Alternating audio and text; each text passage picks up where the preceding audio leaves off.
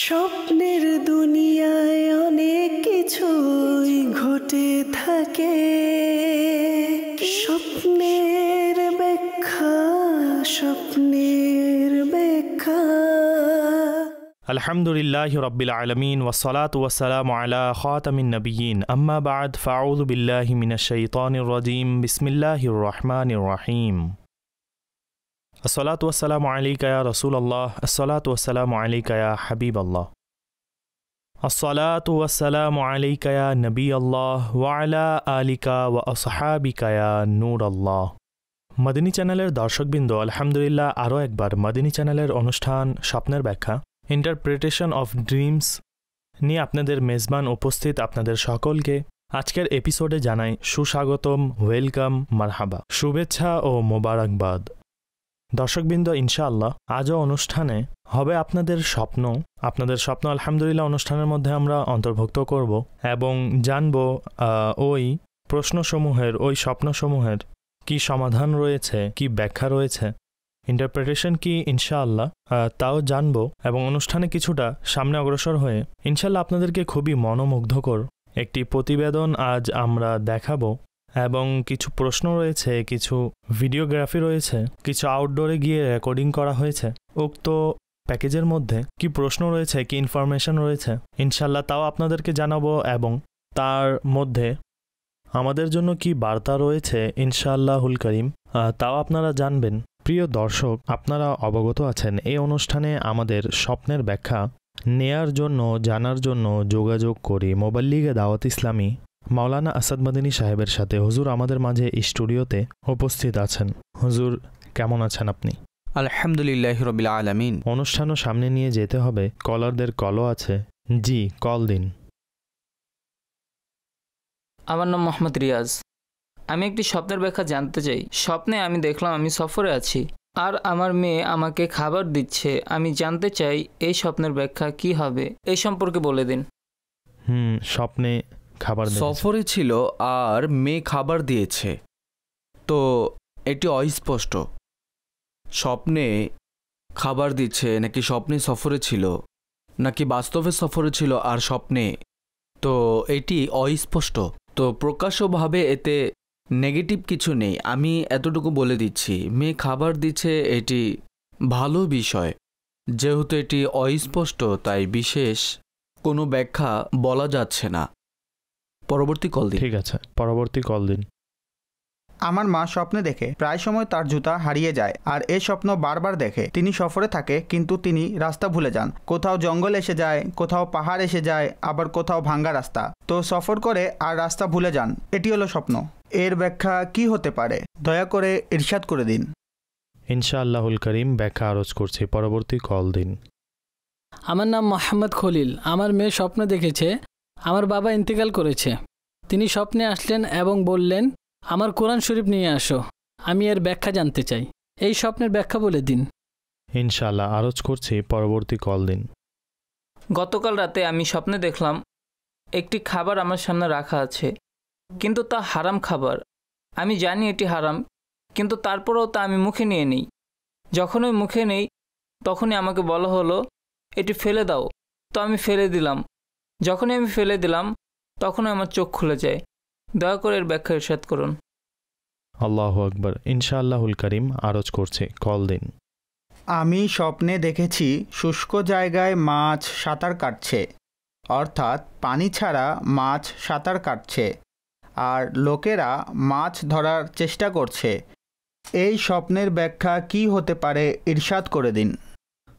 এইটি অদ্ভুত একটি স্বপ্ন। যাই হোক, অস্বাভাবিক স্বপ্ন। পানি ছাড়া কিভাবে মাছ সাঁতার কাটবে এর ব্যাখ্যাও জানবো আরেকটি কলের পর। আমি স্বপ্ন দেখেছি আমি কবুতরের খাবার দিচ্ছি। এর ব্যাখ্যা কি হবে? হুজুর, স্বপ্নে কবুতরকে স্বপ্নে খাবার খাওয়াতে দেখা কেমন, তার প্রশ্নের উত্তর জানবো। ভালো স্বপ্ন। তো ঘরের যে মহিলা তার পক্ষ থেকে উপকার পাবে, বেনিফিট পাবে। ঠিক আছে, এই দৃষ্টিকোণ থেকে ভালো স্বপ্ন। ঠিক আছে হুজুর, পানি ছাড়া মাছকে সাঁতার কাটতে দেখা কেমন, এর ব্যাখ্যা কি হবে? এর ব্যাখ্যা এখন স্মরণে নেই, নোট করে নিন, ইনশাল্লাহ দেখে জানাবো। এমনিতে মাছ দেখার ব্যাখ্যা কি হয়ে থাকে? নর্মালি পানিতে সাঁতার কাটতে দেখা আর তা ধরা, এটি ভালো নিয়ামত পাওয়ার আলামত। আল্লাহ আছে। পাকের পক্ষ থেকে কোনো ভালো খবর, সুসংবাদ আসার আলামত বোঝাচ্ছে। ঠিক আছে, মাশাআল্লাহ। একজন প্রশ্নকারী জিজ্ঞাসা করেছেন তিনি হারাম খাবার খেয়েছেন, অতঃপর মুখ থেকে ফেলে দিলেন, কি বলবেন? দেখুন, দুটোই বিষয় স্পষ্ট যে হারাম খেয়েছে আর তা খারাপ জানা আর বের করে দেয়া। তো এই ধরনের স্বপ্ন কখনো আমাদের জন্য সতর্ক সংকেত হয়। স্বপ্নদর্শীর উচিত হচ্ছে নিজের অবস্থার প্রতি খেয়াল করা, বিশেষ করে যা ওয়ে অফ ইনকামের মাধ্যম, পদ্ধতি, ব্যবসা বা চাকরি যাই থাকে। তো অবশ্যই চেষ্টা করতে হবে, এতে খেয়াল করতে হবে। যদি এতে কোনো অলসতা অনুভব হয় তাহলে এই অলসতা দূর করতে হবে, ইনশাল্লাহ তার জন্য এতে কল্যাণকর হবে। আমরা এই কথা বলছি না যে স্বপ্নদর্শী হারামি কামাচ্ছে, কিন্তু স্বপ্ন কখনো সতর্ক সংকেত হয়, আমাদের ইশারা করে, সতর্ক করে যেন সতর্ক থাকি। হতে পারে কোনো ঘাটতি আছে, আমরা মনে করি আরে আমি তো ভালো কাজ করছি, সঠিক কাজ করছি। তবে সচরাচর যারা এমপ্লয়ি হয়, যারা অপরের কাজ করে, তো যিনি পরিচালক বা মালিক তার সমালোচনা করতে দেখা যায়, বলে আমার সাথে জুলুম করেছে, আমাকে সম্মান করে না, আমাকে সময় মতো স্যালারি দেয় না, আমার যেমন স্যালারি বাড়ায় না, কোনো সুযোগ সুবিধা নেই, ওয়ার্কিং ব্যবস্থা ঠিক নেই, আমাকে বেশি কাজ দেয়, ইত্যাদি ইত্যাদি। এই বিষয়ে লম্বা এক লিস্ট পাওয়া যাবে। এমনটি হয়, ঠিক আছে, হয়, আমি বলছি না সকল মালিকই ভালো মনের হয়, তবে আরও কিছু দিক আছে। এমপ্লয়েরও উচিত হচ্ছে সেও খেয়াল করবে আমার জিম্মায় যে কাজ আমি কি তা ভালোভাবে আদায় করছি। যদি আমার ডিউটি 8 ঘন্টা হয়, তো এই 8 ঘন্টায় যে টাকা আমি নিচ্ছি, আমি কি 100% আমার যে কাজ রয়েছে সেই কাজেই সময় ব্যয় করছি, নাকি তন্মধ্যে আধা ঘন্টা মোবাইল ব্যবহার করছি। আমার জিম্মায় যে কাজ যেভাবে করা প্রয়োজন, এই কাজের যে কোয়ালিটি থাকা প্রয়োজন, যে এক গুণাগুণ প্রয়োজন, যা মিনিমাম রিকোয়ারমেন্ট আছে, আমি কি তা পরিপূর্ণভাবে করছি। আচ্ছা, কাজের সাথে কলিগের যে সম্পর্ক থাকা প্রয়োজন, সহকর্মীদের সাথে যে সম্পর্ক প্রয়োজন, আমি কি তাদের সাথে এই বিষয়গুলো ঠিক রাখছি। মালিকের ওই প্রতিষ্ঠানের জিনিসপত্র যা আমাকে ব্যবহার করতে দেওয়া হয়েছে, আমি কি তা সঠিকভাবে হেফাজত করছি। আমরা এই বিষয়ে দেখলেও বড় বড় লিস্ট পাওয়া যাবে। মালিক পক্ষ থেকে শোনা যাবে, ভাই আমার কর্মচারী এমন এমন কাজ করে। কাজেই কর্মচারীরও কর্তব্য হচ্ছে সে যেন নিজের ব্যাপারে খেয়াল করে। আর যদি তার মধ্যে অলসতা থাকে যা তার রিজিককে নাজাইজ ও হারাম করে দিচ্ছে, তাহলে সর্বপ্রথম এই থেকে নিজেকে বাঁচাবে। আর কিছু বিষয় এমনও আছে যা রিজিককে নাজাইজ ও হারাম করে না, কিন্তু সেটা অপছন্দনীয়, যা মাকরু হয়ে যায়, অপছন্দনীয় হয়ে যায়। যদি বলা হয় ভাই এমনটি করা ঠিক নয়, তখন তা করা যাবে না। আর তা ইসলাম ও চরিত্রের একটি গুণ। কাজী স্বপ্নদর্শী এই বিষয়ে নিজেকে যদি খেয়াল করে নেয় এবং যদি কোথাও কোনো ভুল ত্রুটি হয়ে থাকে, তাহলে ইনশাল্লাহ তা দূর করার সুযোগ পাবে। ঠিক আছে হুজুর, প্রশ্নকারী জিজ্ঞাসা করেছে মরহুম পিতা স্বপ্নে কোরআন নিয়ে আসেন, কলার এই ধরনের একটি প্রশ্ন করেছেন। কোরআন নিয়ে আসা তো ভালো কথা। মরহুম ব্যক্তিকে, মৃত ব্যক্তিকে নিয়ে কোরআন সংক্রান্ত কিছু দেখা, তা পড়ার ক্ষেত্রে হোক বা আনার ক্ষেত্রে হোক, অর্থাৎ কোরআনের আদব সংক্রান্ত হয় তো ভালো কথা। আর যদি বিশেষ কোনো আয়াত বা বিশেষ কোনো সূরা হয়, তাহলে বিস্তারিত বলা যেত। তো এর বিশেষ কোনো ব্যাখ্যা স্মরণে নেই। অবশ্য নিজের মৃত ব্যক্তিকে ভালো অবস্থায় দেখা এটা খুবই ভালো লক্ষণ, ভালো স্বপ্ন। আর যদি বাবা কোরআন চায়, অর্থাৎ কোরআন নিয়ে আসো, তো এই স্বপ্নের ব্যাখ্যা কি হবে? আমরা এই কথাই বলবো, ইসালে সওয়াব করবে, কোরআন তেলাওয়াত করে। কেননা ফিজিক্যাল কোরআন মাজিদ মৃত ব্যক্তির কবরে পাঠানো যাবে না। কাজেই এখন মৃত ব্যক্তি কোরআন চাওয়া এর এই অর্থ বা উদ্দেশ্য হতে পারে যেন কোরআন পড়ে, তেলাওয়াত করে এবং এর ইসালে সব পিতাকে পাঠিয়ে দিবে। ঠিক আছে, মাশা আল্লাহ। হুজুর, স্বপ্নে জুতা হারিয়ে যাওয়া এবং রাস্তায় চলার সময় পথ ভুলে যাওয়া, এর ব্যাখ্যা কি একজন দর্শক প্রশ্ন করেছে। জুতা হারিয়ে যাওয়া ভালো না এবং রাস্তা ভুলে যাওয়া, হারিয়ে যাওয়া এটাও ভালো না। জুতা হারিয়ে যাওয়া মানে বাহন ক্ষতিগ্রস্ত হওয়া বা পরিবারের কেউ ক্ষতিগ্রস্ত হওয়ার আলামত, আর রাস্তা ভুলে যাওয়া এটি আকীদার ক্ষেত্রে দ্বীনি বিষয়ে ভুল ত্রুটি ও ভুল রাস্তা অবলম্বন করার আলামত। তো আপনার দ্বীনি বিষয়ে খেয়াল করুন, ইলম অর্জন করুন, ফরজ ও ওয়াজিব ইবাদত বিশেষ করে এ বিষয়ে সচেতন হন, ইনশাআল্লাহ কল্যাণকর হবে। ঠিক আছে দর্শক, এখন আপনাদের মেসেজ অন্তর্ভুক্ত করার সময় হয়েছে। এখন অনুষ্ঠানে আপনাদের মেসেজ সমূহ যুক্ত করব। একজন লিখেছেন, তার নাম হলো আলী শাহজাদ আত্তারি, ইকবালনগর বাড়ি। তিনি লিখেছেন, হুজুর, যদি কেউ স্বপ্নে নিজেকে ভুল কাজে লিপ্ত দেখে তাহলে এমন স্বপ্নের ব্যাখ্যা কি হবে? আপনি কি বলবেন এ বিষয়ে? প্রথম কথা হলো, স্বপ্নদর্শী খেয়াল করবে বাস্তবে জাগ্রত অবস্থায় এই কাজে লিপ্ত আছে কিনা। যদি থাকে তাহলে তওবা করবে, ফিরে আসবে, আর এই স্বপ্নটি সতর্ক সংকেত মনে করবেন।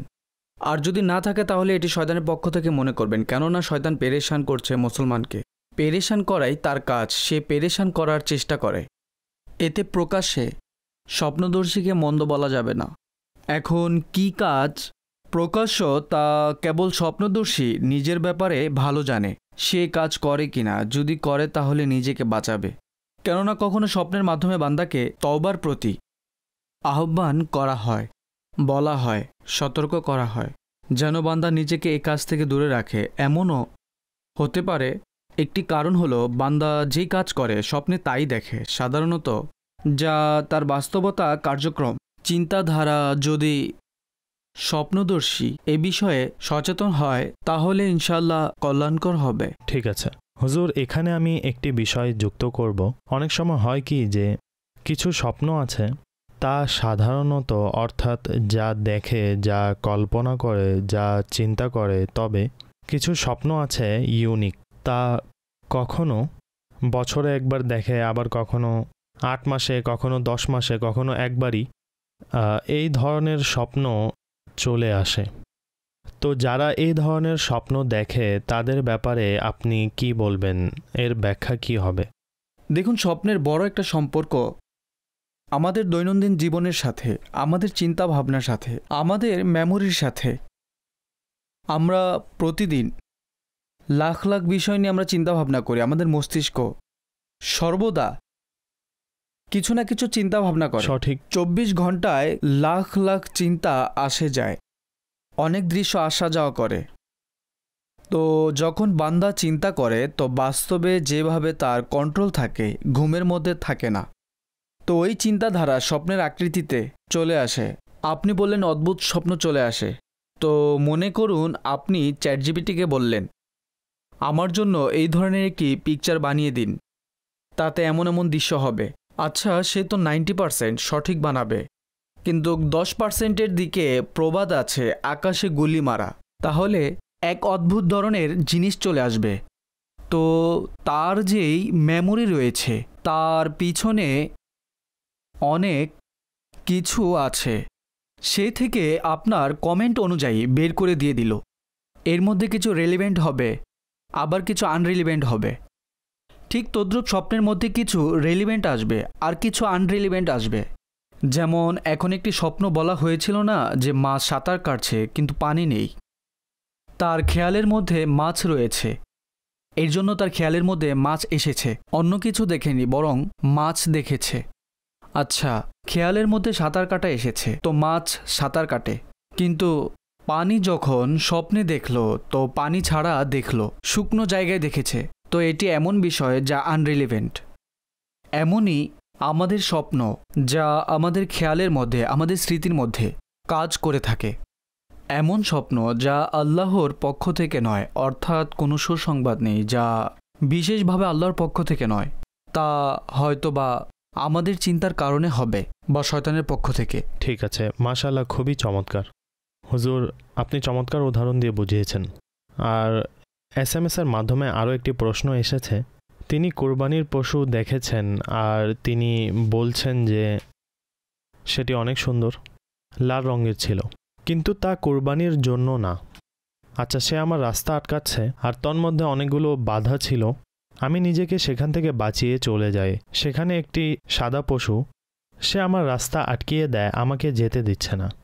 তো এটি তার স্বপ্ন, তিনি এর ব্যাখ্যা জানতে চান যে এই স্বপ্নের ব্যাখ্যা কি হবে। এটি অস্পষ্ট স্বপ্ন, অহেতুক স্বপ্ন, এর কোনো ব্যাখ্যা নেই। ঠিক আছে, আমি স্বপ্নে দেখেছি যে নামাজ পড়তে থাকো, তোমার অমুক কাজটি হয়ে যাবে। তো আমার তেমন কোনো কাজ আটকে নেই, তো কিভাবে হয়ে যাবে? আটকেই নেই, কিন্তু অনেক কাজই তো করে থাকেন। ঠিক আছে। কর্মহীন মানুষের জীবন তো অর্থহীন হয়ে পড়বে। তো এইটাই বলুন যে যখন নামাজের বরকতের ব্যাপারে বলা হয়েছে, তো নামাজ পড়া উচিত। আর যদি পড়ে থাকেন মাশাআল্লাহ, ভালো কথা। আর যদি নামাজে অলসতা থাকে তাহলে তা দূর করুন। আর এটাকে নিজের একটি সুসংবাদ মনে করুন। যেমন আপনি নামাজ পড়ছেন, কাজ যদিও আটকে নেই, তারপরে ইনশাআল্লাহ নামাজ আপনার কাজের ক্ষেত্রে একটি সহযোগী সাব্যস্ত হবে, কল্যাণের মাধ্যম হবে। আল্লাহর রহমতে আমাদের কাজ বিশুদ্ধ হয়ে যাবে। ঠিক আছে, আমি হলাম একজন ধনী ব্যক্তি, আমার কাছে অনেক টাকা আছে, আর এমন অনেক জিনিস রয়েছে যেগুলো আরাম আয়েশের জন্য রয়েছে, কিন্তু স্বপ্নে আমি নিজেকে কখনো পোশাকহীন অবস্থায় দেখি, কখনো ছেঁড়া পোশাকে দেখি, আবার কখনো দেখি যে আমার পোশাকে ময়লা লেগে আছে। তো হুজুর, এই হলো স্বপ্নের ধরন, কি ইরশাদ করবেন? তার এই স্বপ্নের বাস্তবতা কি? আল্লাহ পাক তার সম্পদে বরকত দান করুন। আমিন। মাশাআল্লাহ, নিয়ামত রয়েছে। সম্পদও আল্লাহ পাকের অনেক বড় একটি নিয়ামত। আল্লাহ যাকে সম্পদ দিয়েছেন তার কৃতজ্ঞতা জ্ঞাপন করা উচিত, যেমনটি তিনি উল্লেখ করলেন। অবশ্য স্বপ্নে পোশাকবিহীন দেখা, পোশাকে ময়লা দেখা এবং ছেঁড়া দেখা, এই ক্ষেত্রে আপনাকে বলবো, আপনি আপনার স্বভাবের প্রতি, আচরণের প্রতি লক্ষ্য করুন। অভ্যাস ও বৈশিষ্ট্যগত কোথাও গোপন কোনো বিষয় যে কাউকে বলে দেওয়া, ওই বিষয় যা যে কাউকে বলা উচিত নয় তা বলে দেয়া, এমন অভ্যাস তো নেই। যদি এই অভ্যাস থাকে তাহলে হতে পারে আপনি কোনো বিপদের মুখোমুখি হবেন। পোশাকবিহীন দেখা, এটা লুকায়িত বিষয়, গোপন বিষয় প্রকাশ হয়ে যাওয়া নিয়ে ব্যাখ্যা করা হয়। আমরা সাধারণত অধিকাংশের ক্ষেত্রে এটা বলা যাবে যে তারা এ বিষয়ে সতর্ক নন। যে কাউকে যে কোনো কথা বলে দেয় আর সবাইকে নিজের বন্ধু মনে করে। যারা আমাদের সাথে সামান্য হেসে কথা বলে, আমাদের সাথে একটু ভালো সম্পর্ক গড়ে তোলে, তখন আমরা তাদের সাথে আমাদের ব্যবসার কথা, ঘরের কথা, গোপন বিষয় শেয়ার করা শুরু করে দেয়। সাধারণত এই স্বভাবই বিরাজ করছে, যা ক্ষতিকারক হয়ে থাকে। ভাই ঠিক আছে, আপনার কারোর সাথে সুসম্পর্ক রয়েছে, তার মানে এটা নয় যে আপনি তার কাছে সব কথা শেয়ার করে দিবেন। আজ ভালো সম্পর্ক রয়েছে, কাল যদি না থাকে তো? আজ আপনার বন্ধু চা পান করাচ্ছে, খাবার খাওয়াচ্ছে, আসছে যাচ্ছে, কোনো বিষয় নিয়ে মতানৈক্য হলো, সেদিন আপনি কোথায় যাবেন? ঠিক বলেছেন। আপনি তার সাথে যতগুলো বিষয় শেয়ার করেছেন তা কি আপনি এখন সহ্য করতে পারবেন? তাই সর্বদা এটা চিন্তা করা উচিত যে আপনি যাকে যে কথা বলছেন, আজ সে কাউকে বলুক বা না বলুক, কিন্তু যেদিন সে আপনার পাশে থাকবে না, সেদিন আপনি কোথায় যাবেন? সুতরাং এই ক্ষেত্রে সবাইকে একটু চিন্তা করা উচিত। আর আপনাদের নিকট আমার প্রশ্ন, যদি আপনার 20, 25, 30 বছর হয়ে থাকে, তাহলে আপনার জীবনে এমন অনেক ব্যক্তি থাকবে যে একটি সময় ছিল যখন মনে হচ্ছিল তার ব্যতীত তো আমি হয়তো বাঁচবই না, সে আমার প্রাণ, আর প্রাণ ব্যতীত আমার শরীর তো চলতেই পারবে না। আর আজ সেই প্রাণ অন্য কারো প্রাণ, এবং আপনি চলছেন, আপনার শরীরও চলছে। আল্লাহ। আর যে আপনার হৃদয়ের প্রাণ ছিল, শরীরের প্রাণ ছিল, সে যাই হোক, আজ সে আপনার পায়ের কাঁটা, তাই না? আর আপনার চোখে সেই ধরে নিন এক ধরনের অশুভ দৃশ্য, যার ছায়াও আপনি পছন্দ করেন না। তো এটি একটি সময়ের জীবনের অভিজ্ঞতা, সকলেরই হবে। বলতে পারেন এটি এমন একটি বিষয় যে হয়তো কেউ বলবে না যে আমার সাথে এমন হয়নি। আচ্ছা, যদি এমন না হয়ে থাকে তাহলে আপনার নাম পাঠিয়ে দিবেন, আমরা আপনার সাথে মোলাকাতের অপেক্ষায় থাকব, কেননা আপনার জীবনে কখনো এমন হয়নি। সুতরাং অনেক কষ্ট এমন হয়ে থাকে, সুতরাং জানা উচিত আর নিজেকে নিজে সচেতন রাখা উচিত, কেননা আজকের বন্ধু কালকের শত্রু এবং আজকের শত্রু কালকের বন্ধু হতে পারে। কাজে সর্বদা নিজের কথাবার্তাকে, নিজের কথা শেয়ার করাকে, নিজের গোপন বিষয়কে চেষ্টা করুন যতটুকু সম্ভব কিছু কম শেয়ার করার। হ্যাঁ, ভালো কথা শেয়ার করুন যার মধ্যে কোনো ক্ষতি নেই, তাহলে ইনশাল্লাহ এই অভ্যাস আপনাকে সুরক্ষিত রাখবে। অতএব নিজেকে পোশাকবিহীন দেখা হতে পারে, এই বিষয়ে সতর্কবার্তা আপনি যদি চিন্তা করেন তাহলে ইনশাল্লাহ এতে উপকার হবে। আল্লাহু আকবার। হুজুর, বলা হয়ে থাকে না যে কাউকে এত বেশি ঘৃণা করো না, কেননা হতে পারে সে তোমার বন্ধু হয়ে যাবে। আর কাউকে এত বেশি ভালোবাসা উচিত নয়, কেননা অতি শীঘ্রই সে তোমার শত্রু হয়ে যাবে, তখন বন্ধুত্ব ঘৃণায় পরিবর্তন হয়ে যাবে। আপনি অত্যন্ত চমৎকার একটি বাক্য উল্লেখ করেছেন, খুবই মূল্যবান বাণী। সুতরাং আপনার এই আলোচনা প্রত্যেক ব্যক্তির জন্য রোল মডেলও হতে পারে এই উপদেশ। এবং দর্শক, আমি আপনাদেরকে বলবো যে যদি আপনারা আপনাদের আলোচনাকে সৌন্দর্যমণ্ডিত করতে চান এবং কখন কি বলতে হবে, অনেক সময়ে কখন কি বলা উচিত তা অনেকের বুঝে আসে না, আর মুখ থেকে কথা বেরিয়ে যায়। আর কখন কি বলা উচিত এটিও একটি জ্ঞান, আর তা জানার মাধ্যমে অর্জন হবে, যাকে বিবেচনার শাস্ত্র বলা হয়। আমি আপনাদেরকে সাজেস্ট করব মাদিনী চ্যানেলের একটি প্রোগ্রাম ফান্নে গুফতগু এর নামে। এটা যদি আপনারা দ্বিতীয়বার দেখতে চান, এটা মাদিনী চ্যানেলে ইতিমধ্যে সম্প্রচার হয়ে গিয়েছে, কিন্তু যদি আপনারা দেখতে চান তাহলে মাদিনী চ্যানেলের অফিসিয়াল ইউটিউব চ্যানেলে আপনি এটাকে সার্চ করতে পারেন, দেখতে পারেন। এটি প্রায় হুজুর আমার ধারণা অনুযায়ী 10 থেকে 12 এপিসোড সম্বলিত একটি অনুষ্ঠান ছিল। এটি সম্পূর্ণ একটি সিরিজ ছিল। তো দর্শকবৃন্দ, আপনারা নিজেদের আলোচনাকে যথার্থ করার জন্য এবং যুগের গুণাবলী সম্পন্ন একজন ব্যক্তিত্ব হয়ে ওঠার জন্য, নিজের কথাবার্তা সুন্দর করার জন্য আপনারা এই সিরিজকে দেখুন। যদি আল্লাহ চান তাহলে ইনশাআল্লাহ আপনার দুনিয়াতে ভরপুর বরকত অর্জন হবে, আর এর বরকতে আখিরাতেও একটি ভান্ডার ইনশাআল্লাহ আপনার অর্জন করবেন, কেননা সেখানের কন্টেন্টগুলো খুবই চমৎকার ও মনোমুগ্ধকর ভাবে উপস্থাপন করা হয়েছে। আল্লাহ করিম আমাদেরকে উত্তম আলোচনা করার এবং নিজের কথাবার্তাকে প্রকাশের পূর্বে চিন্তা করার সৌভাগ্য ও তৌফিক দান করুন। দর্শকবৃন্দ, এখন সময় হয়েছে ছোট একটি বিরতি নেওয়ার, এবং এই বিরতিতে আমরা আপনাদের নিকট উপস্থাপন করে থাকি জ্ঞান সম্বলিত একটি প্রতিবেদন। আজকের সেগমেন্টে কি রয়েছে আসুন দেখি। সল্লু আলাল হাবিব সাল্লাল্লাহু তাআলা আলা মুহাম্মদ সাল্লাল্লাহু আলাইহি ওয়া আলিহি ওয়াসাল্লাম। দর্শক, স্বপ্ন অনেক সময় ভবিষ্যতে সংঘটিত হবে এমন কোনো চমৎকার বিষয়ের দিক নির্দেশনা প্রদান করে। আপনারা অবশ্যই নাম শুনেছেন ইমাম বুখারী রাহমাতুল্লাহ তাআলা আলাইহি এর হাদিস শাস্ত্রে যিনি সর্বাপেক্ষা গ্রহণযোগ্য এবং সর্বাপেক্ষা উৎকৃষ্ট গ্রন্থ। পৃথিবীর বুকে কোরআনের পর যেই গ্রন্থকে সর্বাধিক গ্রহণযোগ্য এবং শ্রেষ্ঠ গণ্য করা হয়েছে তা হাদিসের সমষ্টি ইমাম বুখারী রাহমাতুল্লাহ তাআলা আলাইহি এর জগৎ বিখ্যাত হাদিসের গ্রন্থ। তিনি রাহমাতুল্লাহ তাআলা আলাইহি একবার স্বপ্ন দেখলেন প্রিয় আকা সাল্লাল্লাহু তাআলা আলাইহি ওয়া আলিহি ওয়াসাল্লামের পবিত্র অবয়বের মধ্যে কিছু মাছি বসতে চাইছে এবং তিনি সেগুলোকে তাড়াচ্ছেন, দূর করছেন। যখন চোখ খুললেন তখন হতাশ হলেন এবং ভাবতে লাগলেন যে প্রিয় আকা সাল্লাল্লাহু তাআলা আলাইহি ওয়া আলিহি ওয়াসাল্লামের শরীরে তো মাছি বস্তুই না। আল্লাহ পাক তাকে এত শুদ্ধ এবং এত স্বচ্ছ ও এত পবিত্র করেছিলেন যে মোবারক শরীরের মধ্যে মাছি একদমই বসত না। এই স্বপ্নের ব্যাখ্যা কি?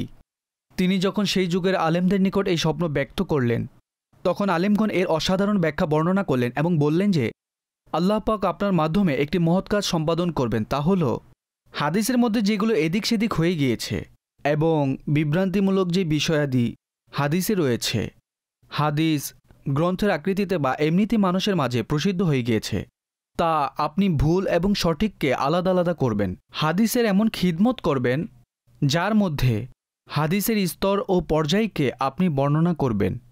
দর্শক, এই স্বপ্ন তিনি বহু পূর্বেই দেখিয়েছিলেন। দুনিয়া দেখেছে সামনে অগ্রগামী হয়ে যখন তিনি নিজেকে হাদিসের খিদমতের জন্য উৎসর্গ করে দিলেন, তখন প্রকৃতপক্ষে আল্লাহ পাক তার দ্বারা এমন মহান কাজ সম্পাদন করিয়েছেন। তিনি সঠিক ও সহি হাদিস সম্বলিত পৃথিবীতে সর্বাধিক শ্রেষ্ঠ গ্রন্থ লিপিবদ্ধ করেছেন। আল্লাহ পাকের রহমত তার উপর বর্ষণ হোক এবং তার সাদকায় আমাদের ক্ষমা হোক। আপনি কি জানেন ইমাম বুখারী রাহমাতুল্লাহ তাআলা আলাইহি শৈশবকালে অন্ধ হয়ে গিয়েছিলেন। তার দৃষ্টিশক্তি চলে গিয়েছিল। তার মাতা অনেক বেশি মুত্তাকি ও পরহেজগার ছিলেন। আল্লাহ পাকের দরবারে কান্না করে করে নিজের সন্তানের জন্য দোয়া করতেন। একদা যখন তিনি ঘুম থেকে উঠলেন তখন আলহামদুলিল্লাহ তার চোখগুলো ঠিক হয়ে গিয়েছিল। তার চলে যাওয়া দৃষ্টিশক্তি পুনরায় ফিরে এসেছিল। আল্লাহ পাক মায়ের দোয়ার বরকতে ইমাম বুখারী রহমতুল্লাহ তাআলা আলাইহিকে দৃষ্টিশক্তির নিয়ামত দান করলেন। ওয়েলকাম ব্যাক দর্শক, আপনারা সেগমেন্টটি দেখেছেন। আসুন অগ্রসর হই আপনার বাকি কলসের দিকে এবং দেখি যে আপনারা আর কি কি আমাদের থেকে জানতে চাইছেন। জি শুনুন। আমার নাম মোহাম্মদ রিয়াজ আত্তারি। যদি কেউ স্বপ্নে দুটি সাপ দেখে তাহলে এর ব্যাখ্যা কি হবে? জি, দুটি সাপ দেখেছেন, ইনশাআল্লাহ আরজ করা হবে। জি, পরবর্তী কল দিন। আমি 2-3 দিন যাবৎ একটি স্বপ্ন দেখছি। স্বপ্নে আমি সবুজ রঙের তোতা পাখি দেখি। কখনো একটি দেখি, কখনো 2টি দেখি, কখনো 7টি দেখে থাকি। স্বপ্নে বারবার তোতা পাখি দেখা কেমন? জি ঠিক আছে, আরজ করছি। পরবর্তী কল। আমি স্বপ্ন দেখেছি যে আমি পানি পান করছি, পরিষ্কার পানি। এর ব্যাখ্যা বলে দিন। ঠিক আছে, আরজ করছি। পরবর্তী কল দিন। মৌলানা সাহেব, আমি স্বপ্নে দেখেছি যে আমি কোরবানি করছি। মৌলানা সাহেব, এই স্বপ্নের ব্যাখ্যা কি হবে দয়া করে বলে দিন। জি, এর ব্যাখ্যাও বলা হবে এবং রহস্য সম্পর্কেও অবগত করা হবে। পরবর্তী কল দিন। পানির মধ্যে সাঁতার কাটছিলাম, তখন উপর থেকে একটি সাপ চলে আসে। ঠিক আছে, পানির মধ্যে সাঁতার কাটতে দেখেছেন এবং উপর থেকে সাপ চলে এসেছে। আমি আপনার কল থেকে এটি বুঝেছি। পরবর্তী কল দিন। আমার এক মুক্তাদি প্রশ্ন করেছেন যে তার বোন স্বপ্ন দেখেছেন তার পিতার মৃত্যু হয়েছে, 15 বছর হয়ে গিয়েছে। তার বোন স্বপ্নে হজে গিয়েছেন এবং সেখানে তার পিতার সাথে সাক্ষাৎ হয়েছে। তারপর তার পিতা গ্রামের অবস্থা সম্পর্কে জিজ্ঞাসাবাদ করেন। গ্রামের অবস্থাদি সম্পর্কে জানার পর বললেন যে তুমি বসো, আমি তোমাকে মাছের তরকারি রান্না করে খাওয়াবো। তখন তার বোন বলল যে এখন সময় নেই, পরে খাবো। জি ঠিক আছে। হুজুর তার এই প্রশ্নের উত্তরে কি ইরশাদ করবেন? তিনি স্বপ্নে ভাজা মাছ দেখেছেন, হজের সুসংবাদও রয়েছে, কি বলবেন? ভালো, উত্তম স্বপ্ন এবং মাছও নিয়ামত এবং হজও আল্লাহ পাকের পক্ষ থেকে খুবই চমৎকার একটি সৌভাগ্য। তো এটা পজিটিভ। যদি মৃত ব্যক্তি সম্পর্কে দেখে থাকেন তাহলে ইনশাল্লাহ তিনি নিয়ামত ও উৎকৃষ্ট অবস্থায় রয়েছেন। ঠিক আছে হুজুর, সাঁতার কাটা, সাপ দেখা এবং দুটি সাপকে একসাথে দেখা, প্রশ্নকর্তা প্রশ্ন করেছেন, কি ইরশাদ করবেন? সাঁতার কাটা যদি সঠিকভাবে হয়ে থাকে পানিতে, আর বিশেষ করে পানির মধ্যে সাঁতার কেটে অন্য প্রান্তে পৌঁছে যাওয়া, এটা সাফল্যতার উদ্দেশ্য পূরণ হওয়ার কোনো আকাঙ্ক্ষা থাকলে, কোনো ইচ্ছা থাকলে তা পরিপূর্ণ হওয়ার প্রতীক বহন করে। সাপ দেখা ভালো নয়। আরও একটি প্রশ্ন ছিল, তাও ব্যাখ্যা করে দিচ্ছি। প্রশ্ন করছিলেন সাপ দেখা কেমন। উভয়টির উত্তর হয়ে যাবে। খারাপ ব্যক্তির, শত্রুর, অকল্যাণকারীর ইঙ্গিত বহন করে। স্বপ্নদ্রষ্টাকে ঘরের সদস্য, ব্যবসা প্রতিষ্ঠানে সংস্পর্শের প্রতি, উঠা বসার প্রতিও লক্ষ্য করা উচিত। আর বিশেষ করে যদি কারোর সাথে সম্পর্কে ঘাটতি থাকে, দুর্বলতা থাকে, তাহলে সেটাকে দূর করার চেষ্টা করুন এবং আল্লাহ পাকের দরবারে সুস্থতার জন্য দোয়া করুন। এই ক্ষেত্রে অবশ্যই বলবো যে অধিকাংশ মানুষ স্বপ্নে সাপ দেখে থাকেন। যদি স্বপ্নে নাও দেখে থাকেন তারপরও সাধারণত মানুষের কল্যাণকামী গুণটি দুর্লভ। হিংসাকারী থাকে, হিংসাকারী ও শত্রু। জরুরি নয় যে শত্রু শব্দটি বললেই তখন সেইটাই বোঝাবে যে তরবারি নিয়ে আপনাকে ধাওয়া করছে সেই শত্রু, এমন নয়। হিংসাকারীও শত্রু। যারা আপনার খারাপ চায় তারাও শত্রু, যারা আপনার দ্বারা গুনাহ করায় তারাও শত্রু। শত্রুর দ্বারা উদ্দেশ্য শুধু সম্পদের লোকসানকারী নয়, আপনার দিনের ক্ষতি করার চেষ্টা যেই করে তার চেয়েও সে বড় শত্রু। তারাও শত্রু যারা আপনার অকল্যাণ চায়। সমাজের মধ্যে এগুলো কম নয়। সর্বপ্রথম তো বাহ্যিক ব্যবস্থাপনার পরিপ্রেক্ষিতে আমাদের প্রকাশ্য অপ্রকাশ্য সকল প্রকারের শত্রু থেকে হেফাজত থাকার চেষ্টা করতে হবে। দ্বিতীয়ত কিছু ওজিফা এবং তাবিজ ইত্যাদি নিজের সাথে রাখা উচিত নিয়ম অনুযায়ী, যেগুলো শত্রু থেকে, ক্ষতিসাধনকারী থেকে, জালিম থেকে আপনার হেফাজতের মাধ্যম হবে। তো এর জন্য যদি আপনি আমির আহলে সুন্নতের মুরিদ হয়ে থাকেন তাহলে সাজরায় কাদরিয়া আত্তারিয়াতে আপনি ওজিফাসমূহ পেয়ে যাবেন। তালিব হলেও পড়তে পারেন। মুরিদ না হলে হয়ে যান, যদি অন্য কারো মুরিদ হয়ে থাকেন তাহলে তালিব হয়ে যান, ইনশাল্লাহ অন্যান্য বরকতের পাশাপাশি উক্ত অজিফারও বরকত অর্জিত হবে। আর তাবিজসমূহ নিজের হিফাজত, ঘরের হেফাজতের জন্য সর্বদা নিজের নিকট রাখা উচিত। ইনশাল্লাহ এতে কল্যাণ হবে। কেউ একজন এই সম্পর্কে এক ইসলামী ভাই চমৎকার একটি কথা বলেছিলেন, যখন আমরা অসুস্থ হই বা যখন উদ্বিগ্ন হই তখন আমরা পালিয়ে যাই।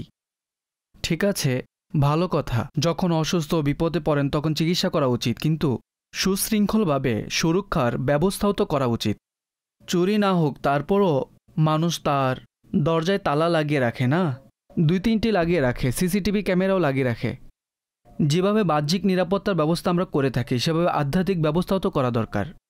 এখন বড় কোনো সমস্যা হলে তবেই যাব না, যখন কোনো সমস্যাই নেই, আপনি নর্মাল জীবন অতিবাহিত করছেন, তখনও নিজের নিরাপত্তার জন্য কিছু না কিছু অজিফা আপনার রুটিনের মধ্যে থাকা উচিত। তো তিনি অত্যন্ত মনোমুগ্ধকর একটি কথা বলেছিলেন। সুতরাং এই মানসিকতা রাখা উচিত। দৈনন্দিন অজিফার মধ্যে আমাদেরকে এমন অজিফাকে অন্তর্ভুক্ত করা উচিত যা আমাদেরকে জিন থেকে, শয়তান থেকে, বদনজর থেকে, হিংসাকারী থেকে, মন্দ ব্যক্তি থেকে হেফাজত রাখবে। ইনশাআল্লাহ এতে আপনার অনেক উপকার হবে। পরবর্তী কল দিন। স্বপ্নের ব্যাখ্যা অনুষ্ঠানে আমার প্রশ্ন হলো, আমার আম্মু স্বপ্নে দেখেছেন যে তাবিজ জ্বলে যাচ্ছে, আর আব্বু এবং চাচাকে দেখেছেন তাদের উভয়ের ইন্তেকাল হয়ে গিয়েছে। এর ব্যাখ্যা কি হবে বলে দিন। আল্লাহু আকবার। ইনশাআল্লাহুল করিম আরজ করছি। পরবর্তী কল দিন।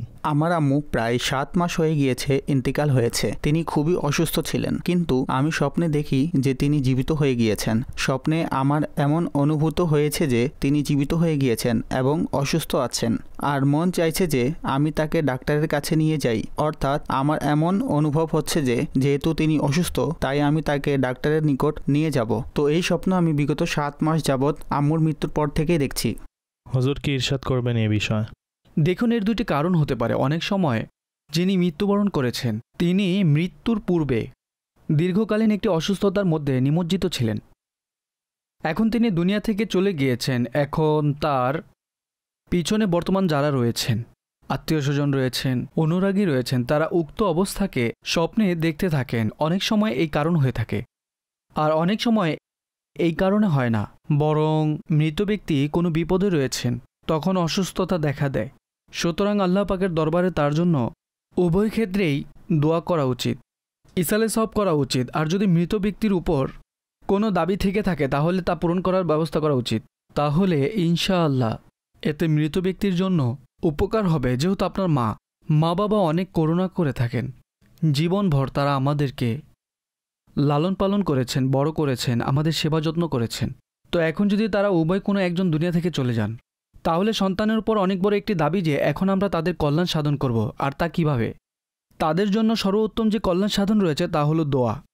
আল্লাহর দরবারে তাদের মাগফিরাতের গুনাহ ক্ষমার দোয়া করুন, তারপর সাওয়াবে জারিয়ার আমল করে তাদের জন্য ইসাল সব করুন। এমনিতে নেক কাজ করে তাদেরকে ইসাল করুন। আর এর পাশাপাশি সন্তানদের উচিত, যদি বাবা মায়ের থেকে কেউ দুনিয়া থেকে চলে যায় এবং তারা বান্দার কোনো হকের মধ্যে গ্রেফতার হয়ে যান, দেখুন বান্দার হকের ব্যাপারটি খুবই সেন্সিটিভ হয়ে থাকে। যতক্ষণ পর্যন্ত বান্দা ক্ষমা করবে না ততক্ষণ পর্যন্ত আল্লাহ ক্ষমা করবেন না। এখন জানা গেল যে উদাহরণস্বরূপ কারো পিতা বা মাতা মারা গেলেন এবং জানা গেল তাদের উপরে এই ঋণ ছিল, তারা পূরণ করতে পারেননি। তো এখন এটা নয় যে ভাই আমরা কেন ওয়াদা করব, ঋণ কি আমরা নিয়েছিলাম, এটা নয়, বরং কল্যাণ সাধনের দৃষ্টান্ত হলো হয়তো তার থেকে ক্ষমা করিয়ে নিন বা নিজের দায়িত্বে নিয়ে নিন, আমি তার ঋণ আদায় করে দিব। তা যে ধরনের হোক, একটি উদাহরণ দিলাম, অসন্তুষ্টিমূলকও হতে পারে। আপনি জানেন যে আপনার মাতা কারো মনে কষ্ট দিয়েছিলেন এবং সে অসন্তুষ্ট হয়েছিল, তাহলে তার কাছে গিয়ে অনুরোধ করুন আমার মাকে ক্ষমা করে দিন। ক্ষমা করে দিলে তো ভালো কথা। তো এই 2টি উদাহরণ আমি দিলাম। অনুরূপভাবে অসংখ্য হক থাকতে পারে। তো মৃত ব্যক্তির উপর যদি কারো হক থেকে থাকে এবং আপনি অবগত রয়েছেন, তাহলে আপনার উচিত হলো আদায় করার বা ক্ষমা করানোর ব্যবস্থা করা। ঠিক আছে?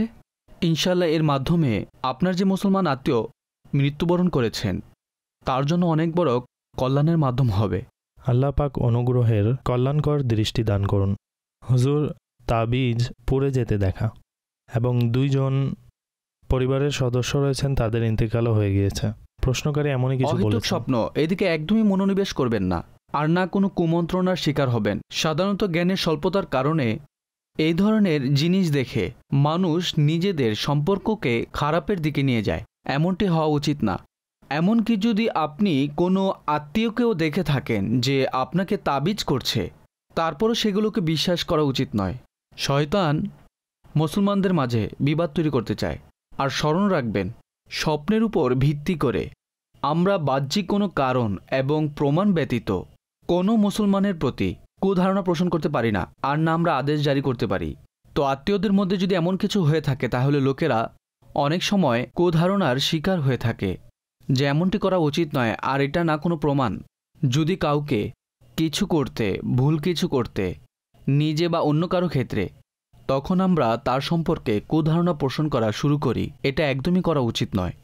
শয়তানের পক্ষ থেকে হয়ে থাকে তা দূর করে দিন। হ্যাঁ, দোয়া করতে থাকুন, ইয়া আল্লাহ আজ্জাওয়াজাল, যদি তার অন্তরে এমন কোনো কিছু থাকে তাহলে তা দূর করে দিন। নিজের মধ্যে ভালোবাসার সৃষ্টি করুন, দোয়া করুন। কল্যাণের এবং মঙ্গলের ইচ্ছা আকাঙ্ক্ষা করা ভিন্ন বিষয়, কিন্তু কারো সম্পর্কে কোনো নেতিবাচক মানসিকতা তৈরি করে নেওয়া, মন্দ কাজ করার ধারণা মস্তিষ্কে পোষণ করা, সেই কোনো কারণ ব্যতীত এটার একদমই অনুমতি নেই। আল্লাহু আকবার। হুজুর, SMS এর মাধ্যমে একটি প্রশ্ন করা হয়েছে, আর প্রশ্নকর্তা লিখেছেন যে আমি স্বপ্নে একটি টিকটিকি দেখেছি যা অর্ধে কাটা ছিল আর 2 পায়ের সাহায্যে আমার পিছনে পিছনে আসে এবং আমার উপর হামলা করার চেষ্টা করে, তারপর সেটি সামনে পালিয়ে যায়। প্রশ্নকর্তা বলেছেন যে এটা খুব দ্রুত দৌড়াচ্ছিল এবং আমিও দ্রুত পলায়ন করছি। তো ইনি এক ইসলামী বোন শেরপুর থেকে, তিনি প্রশ্ন করেছেন, তিনি জানতে চান এর ব্যাখ্যা কি। দেখুন, এর 2টি কারণ থাকতে পারে। প্রথমত, সাধারণত বলুন বা কখনো কখনো বলুন, ঘরে টিকটিকি থাকেই, কিচেনের মধ্যেও থাকে, আর মহিলাদের সাধারণত পুরুষের তুলনায় একটু বেশি ভয় তাদের মনে কাজ করে। অনেকে ভয় পায়, অনেকে পায় না। অতএব ভয় এবং আতঙ্কের ব্যাপারটিও কাজ করে, আর সেটি স্বপ্নের মধ্যেও হয়ে থাকে। যদি বিষয়টি এমন হয়ে থাকে তাহলে এর কোনো ব্যাখ্যা হবে না। রুটিনগত একটি বিষয় যা ঘরে সচরাচর হয়ে থাকে তা স্বপ্নের মধ্যেও দেখেছেন, এমন হলে সেদিকে মনোনিবেশ করা উচিত নয়। আর যদি ব্যাপারটি এমন না হয়ে থাকে তাহলে টিকটিকি দেখা অকল্যাণকর নয়। যাই হোক, মন্দ ব্যক্তির, ক্ষতি সাধনকারীর, চগলখোর, গীবতকারী ব্যক্তির প্রমাণ বহন করে। প্রশ্নকর্তার উচিত হলো নিজের চাহিদার প্রতি, ওঠা বসার প্রতি, নিকটবর্তীদের প্রতি লক্ষ্য করুন। তাদের আলোচনায় কারো গীবত বা চুগলি সম্পর্কিত কিছু যেন না থাকে। যদি এমন হয়ে থাকে তাহলে নিজেকে দূরে রাখুন। তাকেও আমি দাওয়াত দিব, এবং যারা দর্শক রয়েছেন সকলকে আমির আলী সুন্নাতের পুস্তিকা গীবতের ধ্বংসলীলা এই সম্পর্কিত ঘটনা সম্বলিত পুস্তিকা, বাংলা ভাষায় চমৎকার রচিত এমন মহৎ পুস্তিকা আমি বলতে পারি আর পাবেন না। এমন ব্যাপক পুস্তিকা, এত উদাহরণ বিশিষ্ট আপনি আজ পর্যন্ত দেখেননি হয়তো, আর দেখাও অনেক দুর্লভ। তো যখন পুস্তিকা এতই মহৎ আর আমাদের ভাষায় বিদ্যমান, সুতরাং আপনারা অবশ্যই এই পুস্তিকাটি সংগ্রহ করুন, পড়ুন। ইনশাল্লাহ আপনার চোখ খুলে যাবে, এবং যদি আল্লাহ চান তাহলে অনেক স্থানে আপনি গুনাহ থেকে বাঁচতে সক্ষম হয়ে যাবেন। আচ্ছা, টপিক হলো গীবতের, এবং এর প্রেক্ষাপটে এমন আরও কিছু টপিক রয়েছে যেগুলো পড়া অবশ্যই জরুরি। ইনশাল্লাহ আপনাদের আধ্যাত্মিক, আপনাদের আমলগুলোতে চমৎকার পরিশুদ্ধির মাধ্যম হবে। মাশাআল্লাহ। দর্শকবৃন্দ, এই পুস্তিকাটি আপনারা দাওয়াত ইসলামের ওয়েবসাইট www.dawatislami.net থেকে ফ্রিতে ডাউনলোড ও সংরক্ষণ করে নিতে পারেন।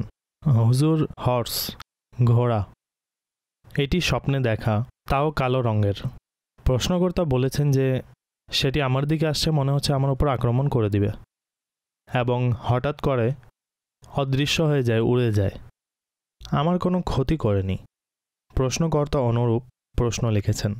স্বপ্নের ব্যাখ্যা জানতে চাইছেন যে এর ব্যাখ্যা কি। যদি ইনি মানুষের আন্ডারে কাজকর্ম করে থাকেন, ওঠা বসা করে থাকেন, তাহলে হতে পারে ইনি উচ্চপদস্থ কারো পক্ষ থেকে পরীক্ষার মুখোমুখি হবেন। সে তার বস হতে পারে, সিনিয়র কলিগ হতে পারে, এমন যে কোনো সম্মানিত ব্যক্তি যে তার চেয়ে উচ্চপদস্থ রয়েছে, কৃতিত্ববান রয়েছে। সুতরাং সচেতন থাকুন, নিজের কাজকর্মকে ভালোভাবে করুন, বিশেষ করে আপনার যে ভূমিকা রয়েছে তা সুন্দর করুন, তাহলে ইনশাল্লাহ ক্ষতি থেকে সুরক্ষিত থাকবেন। ঠিক আছে দর্শকবৃন্দ, অনুষ্ঠানের সময় শেষ হয়ে গিয়েছে। আল্লাহ করিম আমাদের আজকের অনুষ্ঠান স্বীয় দরবারে কবুল করুন, আর এতে জানা অজানায় হওয়া ভুল ত্রুটির প্রতি আপন রহমতের দৃষ্টি দান করুন, ক্ষমা করুন। দর্শক, আপনাদের মেজবানকে অনুমতি দিন এবং নিজের অনেক বেশি যত্ন নিন। নতুন একটি এপিসোডে ইনশাআল্লাহুল করিম আবারও সাক্ষাৎ হবে। ততক্ষণের জন্য অনুমতি দিন। সল্লু আলাল হাবিব সাল্লাল্লাহু তাআলা আলা মুহাম্মদ সাল্লাল্লাহু আলাইহি ওয়া আলিহি ওয়া সাহবিহি ওয়াসাল্লাম। স্বপ্নের দুনিয়ায় অনেক কিছুই ঘটে থাকে, স্বপ্নের ব্যাখ্যা স্বপ্নে